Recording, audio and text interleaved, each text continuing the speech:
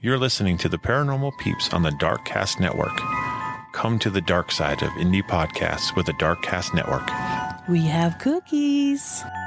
Between the realm of the dead and the journeys of the living, join Josh, Jamie, and Elisa as they delve into the vast world of the paranormal and breathe life back into the history of the departed. Welcome to Creepy Tapas, the show where two spooky best friends give you tiny tastes of terror connected by a common ingredient. We serve up movie reviews, mysteries, murder, mayhem, and tantalizing tales from the depths of the internet, and some random bullshit too, all focused around a similar theme. We blend our love of horror, oddities, and general creepiness and dig a little deeper, discovering the history, psychology, and truth behind your wildest fears. Join us, Ash and Jordan, as we descend into full darkness every Sunday, wherever you listen to podcasts. It's Creepy Tapas, y'all. What? Proud members of the Darkcast Network.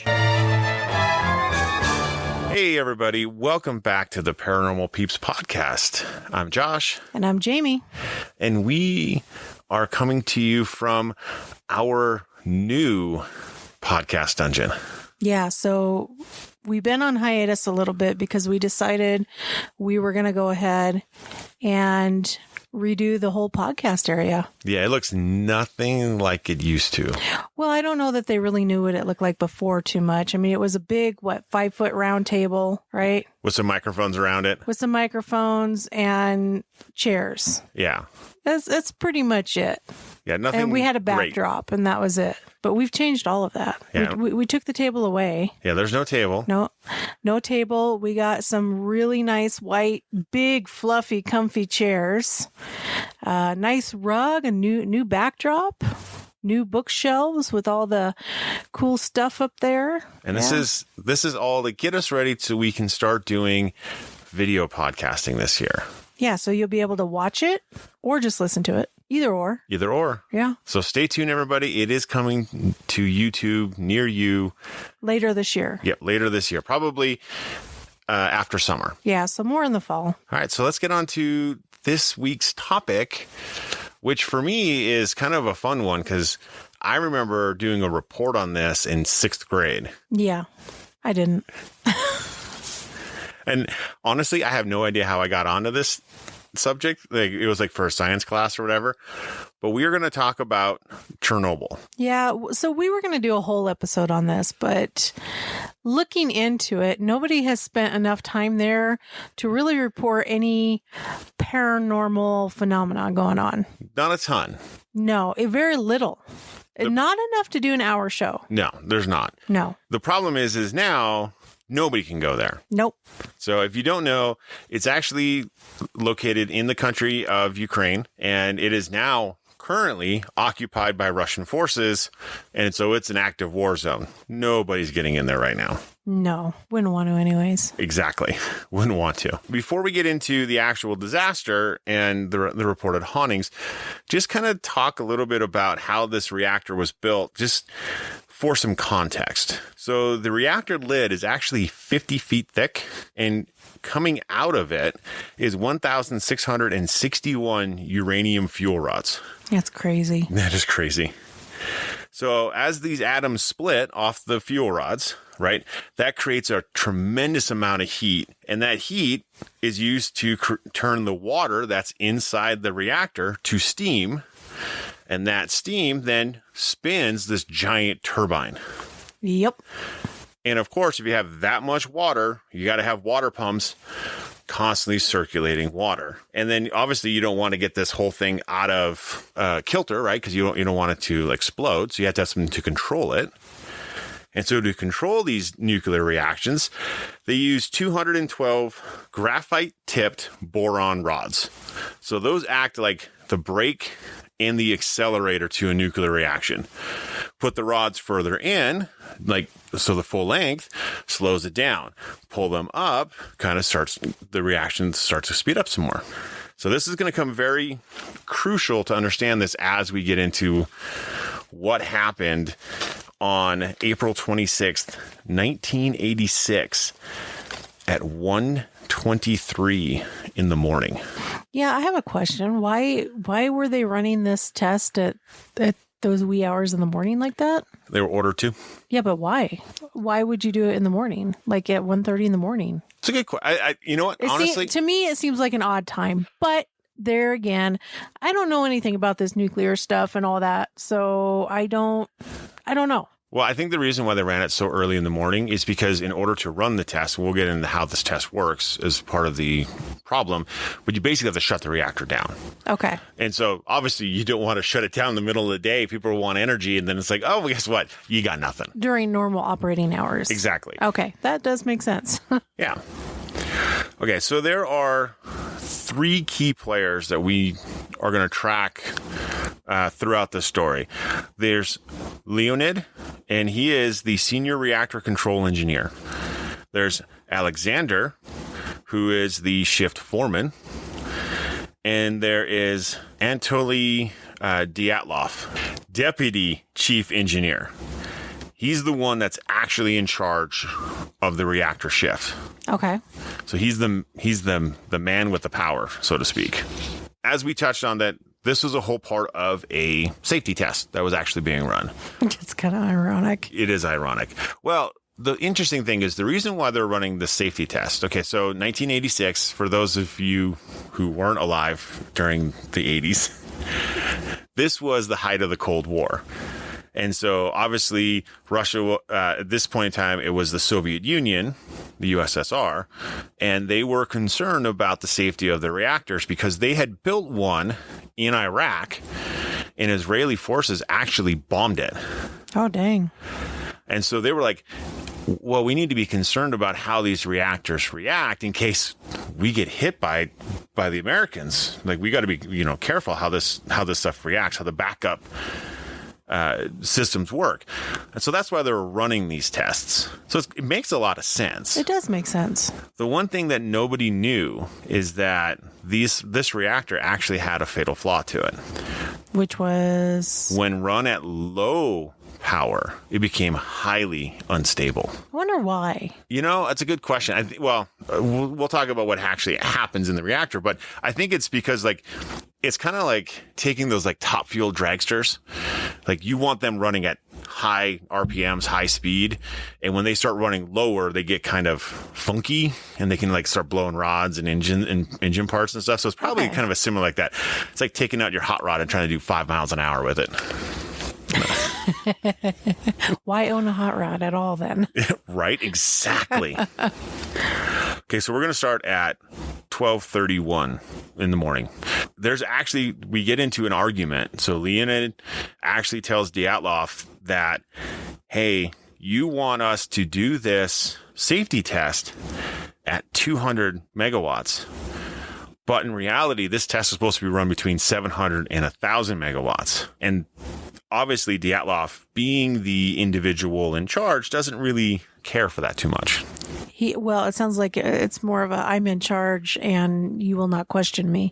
That's exactly what it is.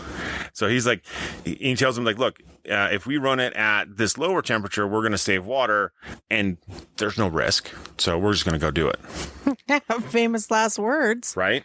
Exactly. There's no risk. So they actually start to wind down the power, but it actually starts to kind of drop faster than expected. Okay.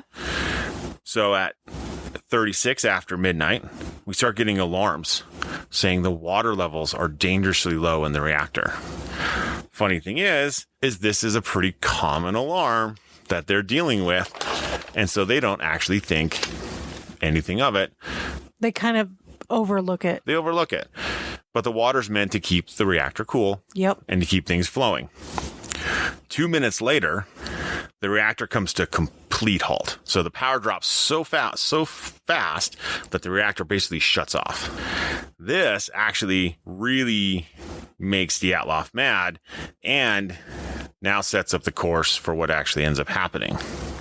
So he actually then orders the control rods to be pulled up and out, all the way out, which means there's no brakes. The thing's got no brakes on it. Full throttle. Exactly. So Leonid actually questions Dyatlov on this move, and He's like, this is against our training. And Alexander, the safety officer, he agrees and says like, hey, we should be very careful what we're doing, right? Thing is, Dyatlov is so angered and so angry with this actual suggestion that he's like, look, if you can't do this, get out. And you order someone else to take his place and to actually turn the thing back on. A little arrogance going on, isn't there? It's so stupid. Okay, so 42 minutes after midnight, the reactor power is back up from the replacement for Leonid's replacement. The power starts rising inside the reactor, just like, it should, because the control rods are pulled out. Right. 52 minutes after midnight, there's another water alarm going off. Again, they're like, whatever. They just dismiss it. Yeah, they just dismiss it. I mean, come on now, people. These alarms are put there for a reason. Yes. You should pay attention to them. They should. Even though it's a common one. You should still pay attention. The problem is that their training was flawed and lied. Obviously. So their training said that this was a common occurrence. It was not a big deal. Just carry on. And just carry on. Yeah. Exactly. So 1:03 in the morning, the power's back up to 200 megawatts, which is right where Dyatlov wants to start the test. And so Alexander's like, hey, do we start the test? And yet he still tries and says, hey, look, we should bring it up to 700 because that's what the safety protocols. Probably the minimum it should be, right? That's the minimum, right? Yeah. Well, Dyatlov takes a different approach to him in this avenue. And he's like, look, I'm the deputy chief engineer in charge. Under my authority, I can change the parameters of the test. And so I'm going to, and we're going to do it at 200. Stupid. Yeah, right. So 109, what'd you know? Another water alarm goes off. But now something is happening in the reactor that nobody has any idea. There's actually a hot spot building at the bottom of the reactor. The sensors don't always pick this up. So it's just starting to slowly build inside this reactor. This is that fatal flaw that we talked about, it running at low power. Right. So at 112, the pressure starts to rise and grow inside the reactor, but nobody knows it in the control room. So nobody has any idea. Again, the alarms are not going off. Aren't they supposed to be going off at this point? Like, shouldn't there be some indicator going on? Should be, but there's not. Nobody has any idea what's going on. Oh, boy. So 117. Now, this is 6 minutes before they start the safety test. It's also 6 minutes before 123 when the explosion happens. If you've putting those two together, right? Mm-hmm. The hot spot's still growing at the bottom of the core. So it's still getting hotter, and they still have no idea. All right. So 122. The test is started. Now, this is how the test works. They shut off the power to the massive turbine and let it coast. Okay. So that means the power stops on the piece. The other part is that turbine is what pumps the water through everything. Right. Now, the backup diesel generators will kick in. This is part of the test. But there's a 40-second delay between the diesel generators kicking on and the water starting to flow after the big turbine stops and coasts. Ah. Yeah. So without water, the reactor can boil dry. Yep. Like an immense kettle. Just evaporates that water. Exactly. And no one knows that there's a hot spot in the bottom of the core. Oh, boy. Which means you shut that water off, that water's gone. Yeah. Okay, so 123, the turbine winds down, less water is being pushed through the core, more and more steam is generated, and there's less and less water. Right. Steam pressure builds in the inside of the hotspot and spreads to the pump room. Steam pressure is so high that the 700 plus pound caps on the fuel rods start lifting upwards. Oh, dang. An unexpected power surge happens, and the engineers press the emergency AZ5 button. So what this button does is it immediately slams all of the control rods back down full length. It's like the all stop. Holy crud, we're in trouble. Yeah, this is where they know that there's a problem. Yes, this is where they know there's a problem, and this is their final straw. This is where they actually blow it in the literal sense. So these rods are tipped with graphite, which I mentioned before. So when they first come in contact with water, there's actually a power surge. Oh, geez. It's like lighting a match and throwing it on gasoline. Yeah, with nitroglycerin on top of it. There you go. From the moment the button was pressed to the explosion, the power increases 100 plus times. The power was doubling every second. Oh, that's scary. So at 1:23:48, so at 1:23, they started, and 48 seconds later, it's over. Boom. The reactor explodes like a volcanic pressure cooker. The 500-ton safety cap is blown off the reactor. Like an empty beer can. Yeah. 50 tons of radioactive fuels released into the atmosphere, which is 10 times the amount of the Hiroshima bomb. Oh, man. And remember, this is April 26th at 1:30 in the morning. Right. April 22nd or 27th at 2 p.m., so 2 in the afternoon, they start evacuating the town of Pripyat. Why'd they wait that long? Because they kind of denied how bad it was. Oh, boy. Come on, people. Right? Oh. I mean, it was bad. I mean, the thing was burning. The reactor was on fire. It was bad. All in all, from the initial disaster, 32 people were killed. Sad. Very sad. Now, the part that's crazy is it took 36 hours to evacuate the 50,000 people from Pripyat. Okay. Which is a town located 1 kilometer from the reactor. Right. So, I mean, it's right there. Yep. They set up that 30-kilometer exclusion zone, and it took a week to evacuate the full 135,000 people from that whole 130-kilometer area. So Akimov, that's Alexander, he died 15 days after the explosion. Leonid died 3 days after Akimov. Wow. Dyatlov received 5 lifetimes of radiation and survived until he had a heart attack in 1990. Well, that just figures. The one who basically hands are, he has blood on his hands. Yeah. He's the one that survived. Yeah. He's the one that survived. What a load of crap. I know. And a lot of people, I was asking the same question too. Like, why didn't they actually get more assertive with Dyatlov?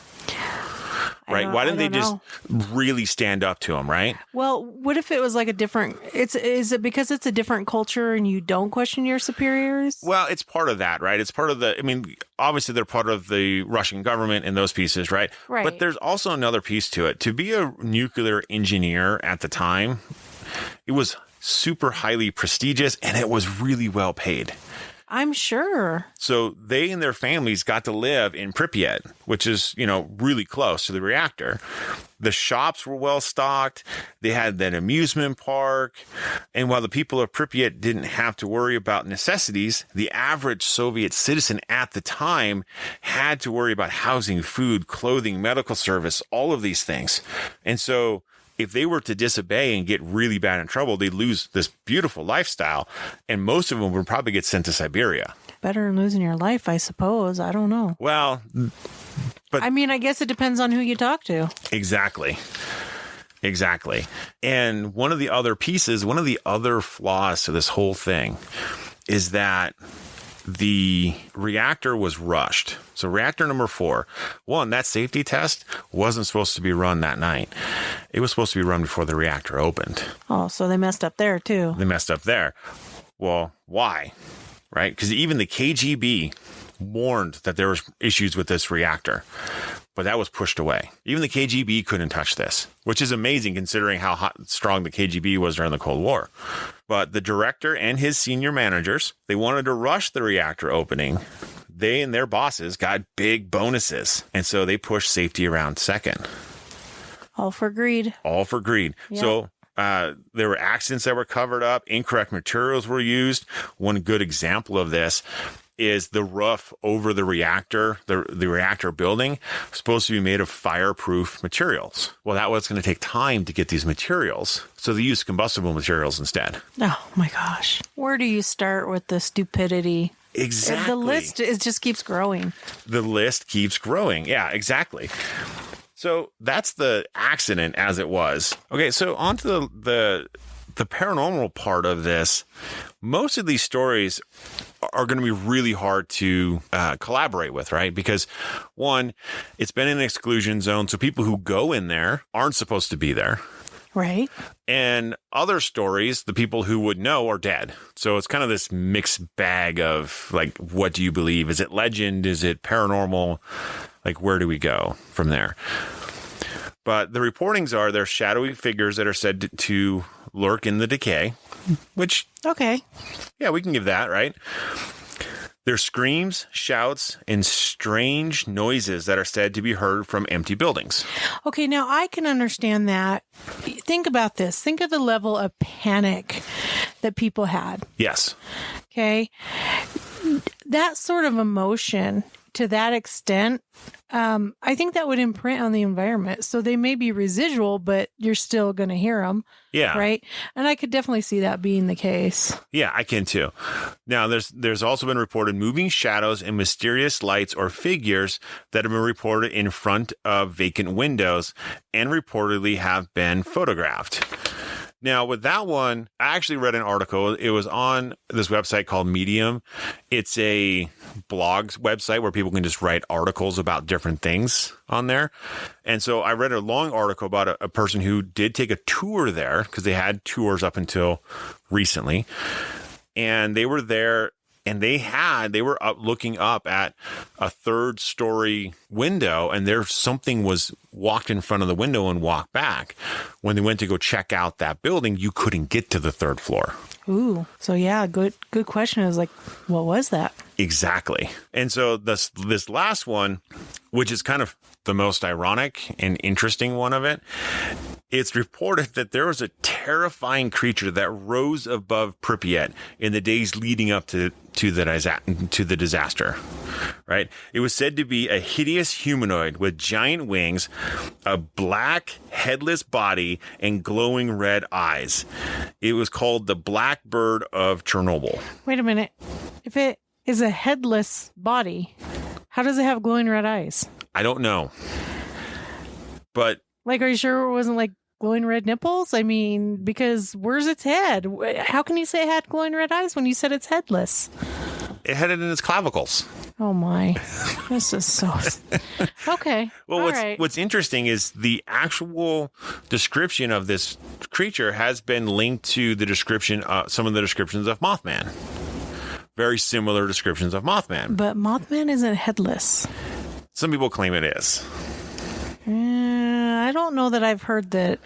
I don't recall hearing that Mothman was headless. Well, that's what they're saying. So I don't know. I mean, basically what they're trying to do is they're trying to say that this thing existed 3 days before the accident and then was seen after the accident. Well, here's the problem. Anybody who saw it before the accident is dead. Yeah. And so there's no real eyewitness reports of this thing. Well, and all I can say is I'm really skeptical, obviously, as yes. I think most people hearing this would be. But I also have to say I wasn't there, so right. I couldn't tell you. Well, and the interesting thing is that whole exclusion zone is kind of like the Paris catacombs, where you have groups of people who go in and have mapped the hot spots and all of this stuff, just like they've done with the catacombs, and they even have their own names. They're called stalkers, is what the nickname that's given to them. Interesting. Very interesting. And so, like, they go in there and they know the areas. And so that's where a lot of these reports are coming from. Well, of course, you're not going to put your name on it. Well, no, because you've trespassed multiple times. You're not supposed to be there. You're not going to go out. I mean, if you're smart, you're not going to go out and advertise it. Exactly. But what's interesting is, if you remember, Destination Truth with Josh Gates went to Pripyat. They did, but they also had permission. They did. And it was episode 4, season 3, and it aired on September 30th, 2009. this was the episode that really kind of made me want to go and do this as a paranormal episode, because when they were in there investigating, anytime they got EMF or like they got any type of readings on any of their equipment, or there was paranormal activity starting to happen, their Geiger counters went off and they had to leave the area. That is interesting. It makes you wonder, is it a bunch of radioactive spirits in the area? It's very possible. I mean, I don't think that's as far-fetched as you'd think it is. I don't think it is either. But also, if you think about it, right, spirits need energy to manifest. Mm-hmm. Well, if you have radioactive energy around your area, you can gather that to manifest and to use that energy. Well, that's the theory, right? Exactly. And so you could have that happening, and that's how you get these ghosts showing up. Maybe. I mean, it's one of those things that I guess more than likely we will never know. Exactly. I mean, I would love to go to there when it's safe to go. And I don't mean like safe radiation wise, right? Because it's technically safe radiation wise now. Parts. But it's obviously not safe because of the conflict going on over there. Yeah. So I do have one last account of what happened there. And this was actually showed up in a blog post on Ranker. So this was actually, according to this post, it's like a secondhand account. Okay. Over a decade following the radioactive tragedy, a physicist from New York traveled to Chernobyl to conduct tests. He claimed he was close to the door of reactor 4 when he heard someone screaming from inside. It sounded like the person was screaming about a fire, or that they were trapped inside of a fire. The physicist ceased his testing to listen further, but realized reactor 4 was completely sealed off. No one can get into that area without being granted access, and he had been the only one in the building that day, as far as he was told. Later that evening, the physicist was eating outside by the river with a colleague. As he was recounting the strange story from the earlier that day, they noticed a floodlight turn on from inside the building. They knew no one was in the building, and as soon as they stated it must be faulty wiring or a surge, the light turned back off. To say the scientist was a little freaked out is an understatement. Well, I mean, that would be a little unnerving because it's sealed so that nobody can even get in there. Right. But you hear cries about a fire or someone in a fire. You know, they're crying for help. I mean, and then you see a light come on from within. Yeah. And then turn back off. I mean, so there was a maintenance guy who was down on that reactor level, and his colleague asked him to go get a bucket of paint so they could do some more painting down in that area. And the paint room was right next to the reactor. Oh. When the reactor exploded, he was vaporized. Oh my. His buddy went to go look for him and died trying to find him. Oh, geez. That's sad. So was he hearing one of those two guys? Very possible. Yeah, that would be. Yeah, once you kind of know more details about it, the whole thing's just sad. It is. Even for the people that were being, I don't know, using poor judgment. It's still sad. Yeah. It's still sad that the whole thing had to happen because it affected so many. It did. It affected hundreds of thousands of people in and around the area. Mm-hmm. But also, that was the event that really made the world start to look and back off of nuclear power. Right. And so who knows what would have happened, how things would be different had this incident not happened. Well, and that's true. I mean, I'm a very big believer that things work out the way they're meant to. Yeah. Good or bad. This is true. And sometimes from the bad, the hopes is with the bad, there comes good and a lesson. Right. Sometimes many lessons. Lessons is don't do stupid things. Get over your ego. Yes. Get over yourself. So I hope you guys liked this episode. This was a fun one for me to go through and do all the research on and to get this together. And if you guys did enjoy it, please like and subscribe. And as always, stay ghosty, my peeps. The Missing Magnolias podcast tells the stories of the missing and murdered. Ultimately, these kids went into state custody and they never came out. Together with missing persons expert Dr. Michelle Janice, we uncover the real true crime experience. Every time we do another interview, I'm like, how do we find so many badass women? We hear from victims who turn their pain into something positive. We didn't find out till we were 11 or 12 years old that our mom was murdered. In Times Square, it said Mickey Shunick fought for her life. And experts who think outside the box to solve cases. I scour missing persons databases like NAMUS to see if they're uploaded to that database. Subscribe to Missing Magnolias on Apple, Spotify, or wherever you get your podcasts today.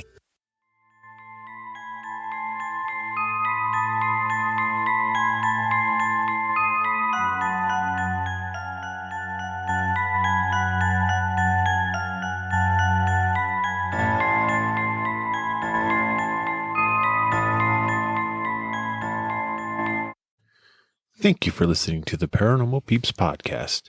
You can find us on social media at Twitter at CPR Paranormal, on Facebook at Paranormal Peeps Podcast and Cold Spot Paranormal Research. And you can find us on Instagram at coldspot_paranormal_research.